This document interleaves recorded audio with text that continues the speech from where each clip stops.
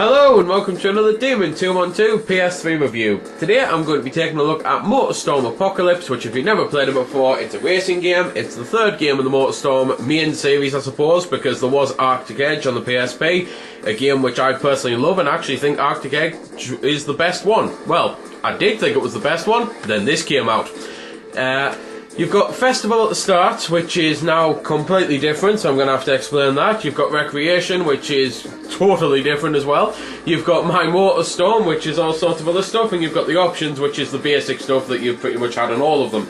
You, yet again, can't switch the 6-axis motion control off, which is annoying, but you can set it to really low sensitivity, so as long as you don't make any jarring movements, you'll be fine. Anyway, My Motorstorm. There's all sorts to unlock on this and do on it, but as per usual I've pretty much gone into a bog standard basic file because otherwise I'd be here all day showing everything off and I'd probably end up spoiling a load of stuff for people. You can now fully customise your vehicles. You can now put perks on for the online player, so you can have, for example, Swift Return, which halves the time it takes to return to the track. You can have Parting Gift, which creates a shockwave whenever you wreck. Just all sorts of different things like that. You can obviously choose your driver still, you can choose your player icon for online, you can go on to photo gallery and view stuff, and you can go on to progress and view what cards you've collected. I'll mention those in a minute because they're to do with the one player game.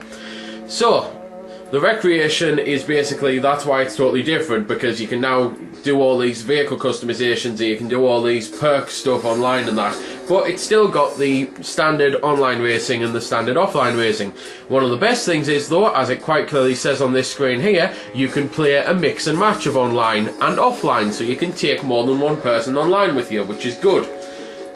Well, more than one person including yourself obviously, Anyway, let's go on to the festival where, well, you'll see everything that's different about it. I'm just going to hit continue for now and skip into it really. So, the whole point of the new Motorstorm, you're playing in, well, destroyed cities basically, but hence why it's called Apocalypse. The graphics on the game are the first thing you actually notice, as stupid as that sounds, because they are so breathtaking it's unbelievable. This is honestly the best looking Motorstorm I've ever seen. The environment and everything are full of detail, which is important in a game like this. It's one of the few times I am a graphics fanboy on racing games such as this, but because it's like all wrecks and burning stuff everywhere, it means that the environment and terrain's a little bit different. So, for now, they've kind of, unfortunately, on the main game, locked your progress. Well, probably chose the wrong words there, but basically, whereas before you used to have to choose which type of vehicle you wanted to play the track with, and you could, you know, choose a bike if you wanted to take the light roads, or if you wanted to take the muddy roads, take a truck and things like that. On the one player mode now, for all of the events, you are locked into a single car or bike or whatever, and you just have to get better and better with that vehicle and learn where to go. I mean, you still get customization choices on multiplayer obviously, because what would be the point? But the thing that annoys me the most about having them locked on the single player is anyone who's played the demo will know that I'm currently playing on the demo mission. It's something that I didn't realise that's what I was up to on this file, but oh well. So you might have also realised that I'm playing as a truck now on this, whereas on the demo you get a choice of a supercar and a bike. So it really doesn't make any sense that they've locked it for the main game but not the demo or anything, because it kinda is a bit misleading. But it's just one of those. It means that basically if you've got some mates who are good at the game, you might want to call them round when you're playing as a vehicle you hate. Personally, I detest the supercars with a passion. This has actually happened at the right time. Basically, because the world's breaking up everywhere, every lap something different happens and you can view it and it changes how you have to drive on the race.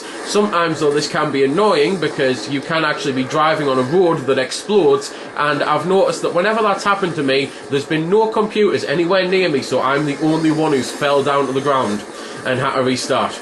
But anyway, it's basically though your standard Motorstorm with obviously boosting too much can blow you up and you've got to win the race. It's just all these other things about it that make it new and exciting. There's even, as you've just seen there, raiders with machine guns and that shooting at you as you go past, because again it's a post-apocalyptic world, similar to I suppose Mad Max or something. So let's just cut on to a different race so I can hopefully show off the cards that I've mentioned. As I So, I should be able to show the cards off on this track, but I thought I might as well show off the other major thing that they've changed about the single player. It's got a story. And it's actually got 3 stories, depending on which one you play, but obviously you've got to start with the first one, and it's just basically comic book style stuff like this, little animations, and personally, I don't see the point in it. I've never once played a game like Motorstorm or Gran Turismo and thought, you know what, I wonder why my driver's racing. I wonder what his deep and enriching backstory is. Instead, I'm the guy thinking, oh cool, there's a right turn coming up here, I'll have to brake hard. Oh, now I should boost. Hey, the straight's up here, I'll just try my best not to crash, just concentrate. Yay, I got a gold, I won. Let's go on to the next track.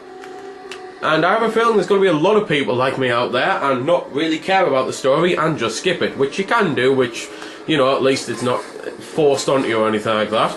Unless there's a secret trophy for watching all the cutscenes, kind of like the Ghostbuster game that came out recently. So, anyway though, the cards on the game are basically there as well, again, for extras and backstory. When you get them, you get a bit of story about one of the racers or something like that, the drivers. So I'm just going to drive around until I find one, then stop, and hopefully you'll be able to see it. Right then, these are the cards. It's at the very top middle of the screen in case you can't see. Unfortunately it's very shiny and the light's reflecting off it, which isn't helping, and I also can't control the camera properly. All I've got is a bit of left and right. But you have to basically collect them while you're going through the races, and again, I don't know why they're added. I know obviously they get backstory, as I've already said, but I've just never thought of Motorstorm as that sort of game. They made sense on the likes of Mod Nation Races, where you had to collect little tokens and that, because it's a zany little kart racing game with loads of things to unlock. With this, it seems to be a case of, have they really done that to, like you know, give you extra gameplay time, as if you needed it with the online multiplayer and that? It just doesn't make sense, at least to me, personally. If you enjoy collecting things, then go nuts. But myself, I'm currently sitting here thinking I don't think I'll ever be bothered to get all, I think it's 150 of them, over the, well, I'm pretty sure it's 40 races. That's what it says on the back of the box. I haven't got around to counting them yet, but it says 40 events, so I trust it. So that's pretty much everything new about the game. So now on to the old, which I've already mentioned, and that's the gameplay. If you love Motorstorm, you're going to love this. Honestly, it plays just like all the others, only with tweaks here and there to make it an even better game, and it's things that it kind of needed without you realising it needed, if you know what I mean. Because it's like when a game does get a jump up and you think, wow, this has done this, I never thought it should do this, but actually it's working, it's done well. So for everything new about this game that doesn't do well, like the story, it does everything else perfect, and it's the type of thing that if you love Motorstorm, as I say, go out, get it, you'll love it. If you've never played a Motorstorm, well, this is a perfect place to start, because as I say, this is personally my favourite one. So there we go then. That's been the review. I hope you found it helpful.